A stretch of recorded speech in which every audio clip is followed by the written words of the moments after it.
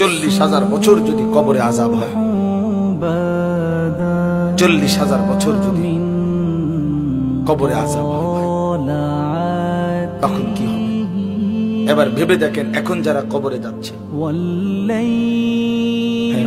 নূহ আলাইহিস সালামের জামানায় যারা মারা গেছে, ইব্রাহিম আলাইহিস সালামের জামানায় যারা মারা গেছে, নবীজি সাল্লাল্লাহু আলাইহি সাল্লাম তো 1,500 বছর আগে ইন্তেকাল করছেন, 1450 বছর আগে।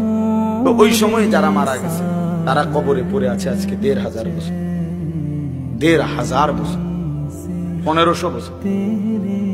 তাহলে নূহ আলাইহিস সালামের জাতি কত বছর থেকে পড়ে আছে? কোথায় নূহ নবী, কোথায় আমাদের নবী? কত ব্যবধান! এই জন্য বাপ, শুধুমাত্র কবরের বিষয়টাই তো সাংঘাতিক, আখিরাত তো পরে। শেষ ব্যক্তিটাও যদি কবরে থাকতে হয় 40,000 বছর, তো এখনকার মানুষগুলো আছে কত কাল?